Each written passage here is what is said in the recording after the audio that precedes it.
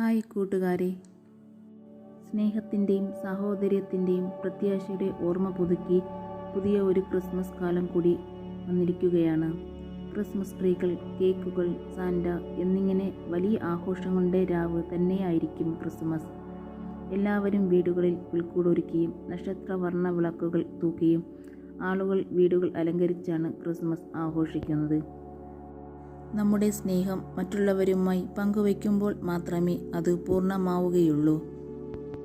ഈ കഥ നടക്കുന്നത് 1818 കാലങ്ങളിലാണ്. ക്രിസ്മസിൻ്റെ തലേന്നാൾ ഓസ്ട്രിയയിലെ ആൽപ്സ് പർവ്വതത്തിൻ്റെ താഴ്വരയിൽ ഇരുൾ പരന്നു. മഞ്ഞു വാരി പുതച്ച ആ താഴ്വരയിലൂടെ കുട്ടികൾ മിന്നാമിനുങ്ങുകളെ പോലെ മെഴുകുതിരി വിളക്കുമായി ആഹ്ലാദത്തിമിർപ്പോടെ പറന്നു നടക്കുകയാണ്.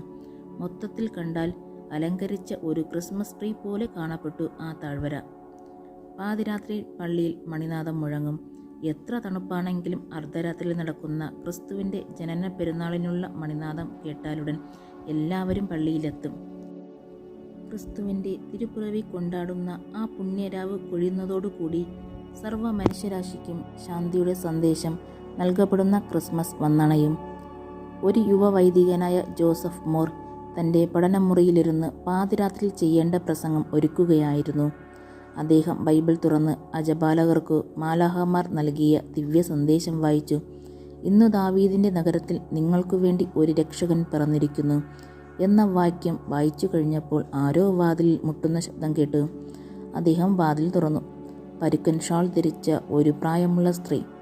അവർ ആ യുവവൈദികനോട് പറഞ്ഞു, ആൽപ്സിൻ്റെ ഏറ്റവും ഉയർന്ന പ്രദേശത്ത് മരക്കരി ഉണ്ടാക്കുന്ന തൊഴിൽ ഏർപ്പെട്ടിരിക്കുന്ന ഒരു തൊഴിലാളിയുടെ ഭാര്യ ഒരു ആൺകുഞ്ഞിനെ പ്രസവിച്ചിരിക്കുന്നു. അങ്ങ് വന്ന് ആ കുഞ്ഞിനെ ആശീർവദിച്ചാലും. ഫാദർ മോർ ഉടനെ തന്നെ ആ സ്ത്രീയോട് കൂടെ പുറപ്പെട്ടു. ഒരു ചെറ്റപ്പുരയിൽ പ്രാകൃതമായ കിടക്കയിൽ കിടക്കുന്ന അമ്മയുടെ മാറോട് പറ്റിച്ചേർന്ന് സുഖമായി ഉറങ്ങുന്ന ചോരക്കുഞ്ഞിനെ കണ്ട് ആശ്ചര്യഭരിതനായി അല്പസമയം അദ്ദേഹം നോക്കി നിന്നു. നൂറ്റാണ്ടുകൾക്ക് മുമ്പ് ദാവീദിൻ്റെ നഗരത്തിൽ അവതീർണനായ യേശുദേവന് കിടക്കയൊരുക്കിയ തൊഴുത്തിനോട് സമാനമായിരുന്നു ആ വീട് എന്ന് പറഞ്ഞുകൂടെയെങ്കിലും അദ്ദേഹം നേരത്തെ വായിച്ചു നിർത്തിയ ഇന്ന് ദാവീദിൻ്റെ നഗരത്തിൽ നിങ്ങൾക്ക് വേണ്ടി ഒരു രക്ഷകൻ ജനിച്ചിരിക്കുന്നു എന്ന വേദവാക്യം വീണ്ടും വീണ്ടും തൻ്റെ കാതുകളുടെ ഭിത്തിയിൽ വന്നു തട്ടുന്നതായി തോന്നി. ആ കുഞ്ഞിനെ ആശീർവദിച്ച ശേഷം അദ്ദേഹം തിരിച്ചു താഴ്വരയിലെത്തിയപ്പോൾ അർദ്ധരാത്രിയിലെ ആരാധനയ്ക്കുള്ള മണിനാദം മുഴങ്ങി. കത്തിച്ച മെഴുകുതിരി വിളക്കുകൾ എടുത്തുകൊണ്ട് നാനാ ദിക്കുകളിൽ നിന്നും ആളുകൾ പുറപ്പെട്ടു തുടങ്ങി. ഇരുളടഞ്ഞ താഴ്വര പ്രകാശപൂരിതമായി. അങ്ങനെ ആ ക്രിസ്മസ് രാത്രി കഴിഞ്ഞു. ക്രിസ്മസ് ഒരു യാഥാർത്ഥ്യമായി തീർന്ന ആ സംഭവത്തെക്കുറിച്ച് ഫാദർ മോർ തൻ്റെ പഠനമുറിയിലിരുന്ന് ചിന്തിച്ചു. ആ ചിന്തകൾ അദ്ദേഹം കടലാസിൽ പകർത്തി. അത് സുന്ദരമായ ഒരു കവിത ആയിരുന്നു.